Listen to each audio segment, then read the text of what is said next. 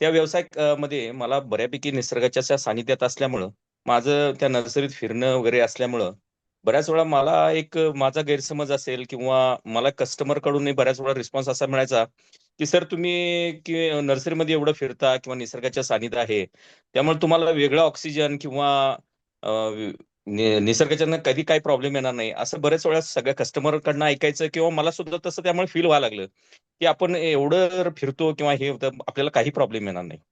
पण गेल्या वर्षभरापूर्वी मला थोडा शुगरचा प्रॉब्लेम जाणवायला लागला. म्हणजे मी सरांच्याकडे आमच्या रेग्युलर चेकअपसाठी जात होतो.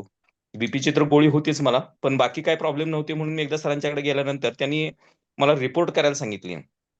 HbA1cचा माझा 11 सप्टेंबरचा रिपोर्ट होता अ, 8.2. त्यावेळी सरांनी मला गोळी चालू करायला सांगितली. पण मी काय विचार केला, की सर मला गोळी घ्यायची नाहीये. मी माझं कमी करतो. त्यांनी 1-2 महिन्याचा मला पिरियड दिला, पण त्यात काहीही फरक पडला नाही. त्याच दरम्यान अर्चिता मॅडम आणि प्रीती मॅडम ह्या आमच्या घरी आल्या आणि ह्या सत्याऐंशी फॅमिलीबद्दल व हर्बल लाईफबद्दल त्यांनी आम्हाला गाईडलाईन केली. पण हे असं काय घेतल्यामुळं काही फरक पडेल असं मला काही वाटलं नाही.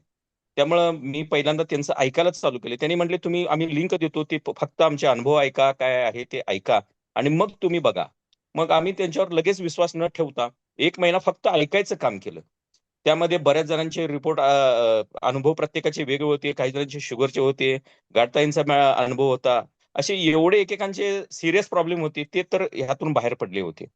मग आम्ही दोघांनी, मी व माझ्या मिसेसनी पण हा विचार केला, की ठीक आहे आपण पण घ्यायला चालू करू 1 महिन्यानं. आम्ही त्यांच्यावर विश्वास ठेवून परत चालू केलं. चालू केल्यानंतर माझ्या मते बऱ्याच आमच्या दोघातले फरक जाणवायला लागले. माझ्या मिसेसच्या पण काही तक्रारी होत्या. तिचे पण काही हे दुखणं, ते दुखणं व्हायचं. बऱ्याच वेळा मी ऐकत होतो. पण आम्ही त्या दोघांनी पण चालू केलं. जवळ-जवळ 1 महिन्यातच आम्हाला फरक जाणवायला लागला. माझा परत मी HbA1cचा रिपोर्ट केला 17 एप्रिलला. तो 5.4 आला. ते गेल्यानंतर मी माझ्या सरांनी मला माझ्या पूर्ण गोळ्या बंद करायला सांगितल्या. त्यांनी मला सजेस्ट केलं, की गोळ्या म्हणजे नुसत्याच शुगरच्या केल्या नाही. त्यावेळी माझी कोलेस्टेरॉलची पण एक गोळी चालू होती, ती पण बंद केली. आणि मला म्हटले, की "ह्यावेळी तुम्हाला गरज नाहीये. फक्त बीपीची चालू ठेवली. एका वेळी सगळी बंद करायला नको" म्हटले. आणि 1-2 महिने तुम्ही तुमच्या ह्याच्यावर हेल्थवर काम करा आणि मग आपण ती पण बंद करूया, असं मला त्यांनी सांगितलं. पण ही सगळी कृपा मला आपल्या शतायुषी फॅमिलीमुळं, आपल्या गाईडलाईनमुळे मिळाली.